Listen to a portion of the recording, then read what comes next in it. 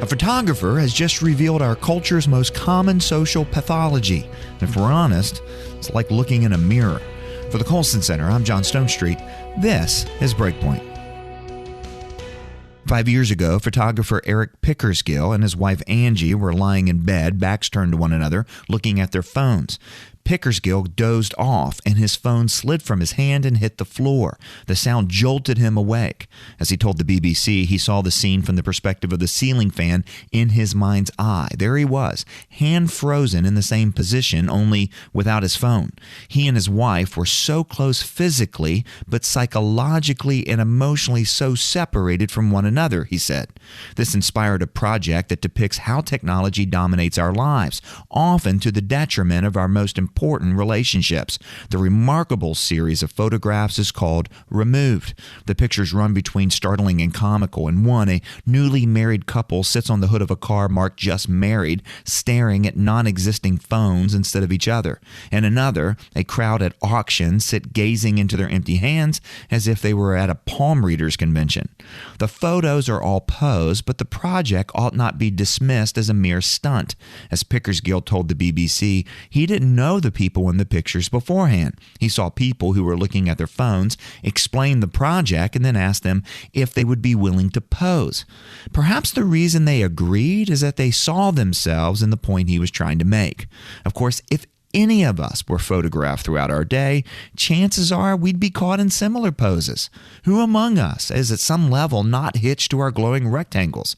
As the display's curator put it, Removed lifts the veil of contemporary technology's hold on our devotion. It also reveals how much this devotion isolates us from other people. In her 2011 book, Alone Together, MIT psychologist Sherry Turkle wrote about how the technology we think gives us more control actually controls us.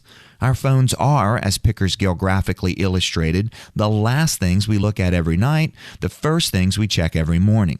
And Alone Together, Turkle describes teenagers who are actually afraid of phone calls because they require a level of intimacy and spontaneity that are out of their control.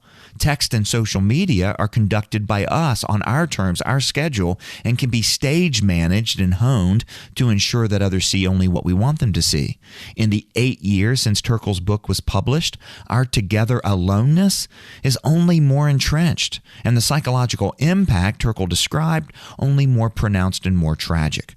According to a recent study by the American Psychological Association, rates of mood disorders and suicide-related outcomes among adolescents and young adults have increased significantly over the last decade, and the researchers directly state that the increase in adolescent major depressive episodes began after 2011, concurrent with the increased ownership of smartphones and increase in digital media time. Our devotion to our glowing rectangles is just not giving us the control we thought it would.